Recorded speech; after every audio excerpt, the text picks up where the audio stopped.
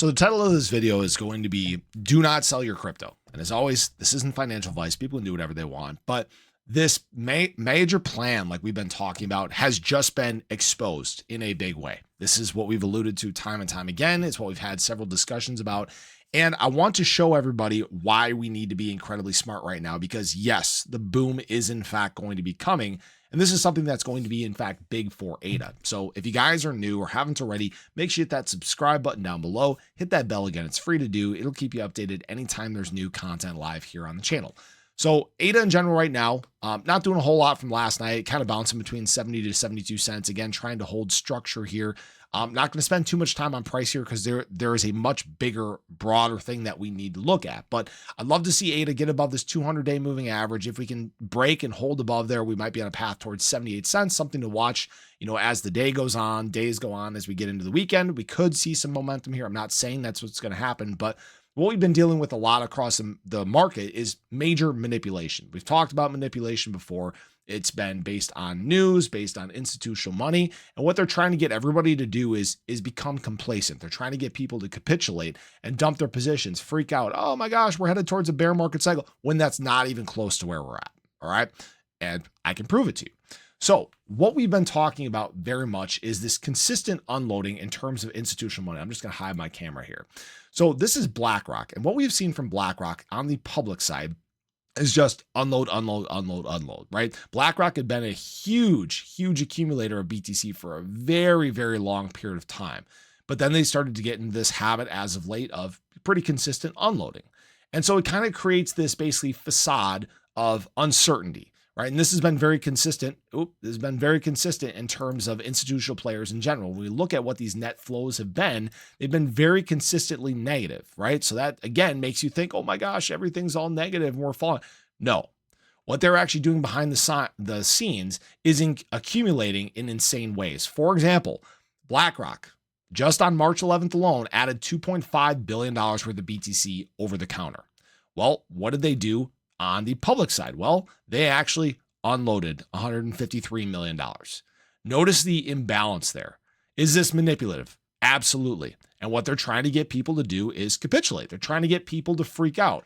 And what we're seeing now is, again, this over-the-counter BTC just absolutely crater. Look at this trend, guys. You can see it drying up very, very quickly. Now, obviously, this isn't a guarantee or financial advice or anything like that, but we have to be smart here. We have to be smarter and not be the dumbest people in the room. We need to act like we actually know what we're talking about. And what people are starting to notice is, again, global liquidity is on the rise, right? M2. And guys, this is actually a video from Crypto Crow. I would definitely recommend checking this out. But this is exactly what we talked about last night, is that M2 money supply increasing, global liquidity on the rise, and Bitcoin very heavily correlates with global monetary supply. It's just lagging, right? It takes time for that capital to start entering the market and start seeing that reflection in terms of price. And what they're doing right now is they're scrambling. All right. Institutional players are trying to accumulate as much as they can, and certain entities are trying to get their financial, we'll call it their financial bedrock in place before they start pushing to the masses. If you don't believe me, well, let's just take a look at this. President Trump's family is in talks to acquire a stake in Binance. Guys, this is exactly what we talked about. The institutional players want to have all the ETFs. The large entities want to control all the exchanges. They want to be there for when the masses come, right? We've talked about them slowing this down and trying to delay things as much as they can, and you can only delay it so long. The monetary supply, global liquidity is showing us that, right? It's showing us where it wants to head to. So they're scrambling to try to get all these things in place for when we start to send, all right? And all the signs right now are pointing towards, again, us having a takeoff sometime April, May. Not sure exactly when it's going to be. This isn't, a guarantee or anything like that, but we have to follow the signs. The dots are very easy to connect right now. Now, some people have been very disgruntled and upset about where, things have been looking like in terms of the digital asset stockpile, strategic Bitcoin reserve. And guys, there are a lot of discussions that are going on behind the scenes. There is a big path of embrace that is in fact happening. In fact, at a closed door roundtable hosted by Bitcoin Policy Institute on Tuesday, Bo Hines, who is the executive director of Presidential Working Group on Digital Assets, told participants the White House is intent on acquiring as much Bitcoin as it can. So yes, they are planning on accumulating. Institutional players are in fact accumulating. And what it's all right now is it's all fugazi. It's all fake, right? They're trying to project weakness in the market, but there isn't actually weakness in the market. And that's why me personally, I'm not unloading any of my positions. I'm patiently waiting. I'm accumulating. I'm trying to buy in all these dips that I can because I understand that there's a moment coming where the market is going to send, where you can only suppress things for so long. What happens when OTC Bitcoin dries up? Well, got to start buying on exchanges again. And again, very stark difference, drastic difference from the early part of spot Bitcoin ETFs to now.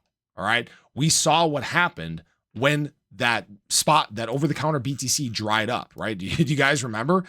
Back in the early part of 2024, we saw the drop, we saw the rise, right? And then we saw basically right about in here that over-the-counter Bitcoin dried up in a big way, and the market sent, right? That is what that's what we're prepping for, all right? And what they're trying to do is, again, hold price of BTC below 100K, like we've talked about, like I think it was his name was Justin Wan, talked about large entities wanting to keep price below here because this is the moment where the doors blow wide open. This is where the masses start to flood in. What everybody needs to remember is that the masses, they're not accumulating down here. This isn't where you get adoption. Up here is where you get adoption. When prices are booming, when people are excited, when we're not in this basically garbage sentiment like we're at right now, that is when the price booms take place. That is when ADA starts to make some of these massive moves. And again, some big things that have been happening for ADA are, potential government integrations, potential spot ETF there. So yes, we'll probably have some manipulation when it comes to ADA price over time as well, but we have to think bigger. Don't get stuck looking at just the charts. We have to look at all these different fundamentals. That's why it's so important.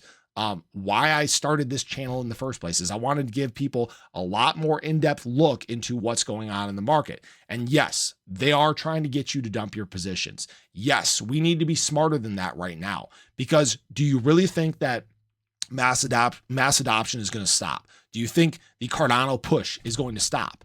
And the answer is no. All right. They're trying to hold it back as best as they can, but this is a dog you can only keep on the leash for so long. So I appreciate you guys as always. I hope you guys enjoyed the video. Hopefully this wasn't too ranty, but let's be smart here. Think bigger picture. We have to think longer term, because this boom is going to get out of control eventually. And that's again when we can start having discussions about super cycles and blow off tops, and the movement in crypto is going to be absolutely insane. So I appreciate you guys. I hope you enjoyed the video. Let me know your thoughts below. Again, make sure you hit that like and that subscribe button. Show your love for the channel, but I'll catch you guys in the next one. Take care.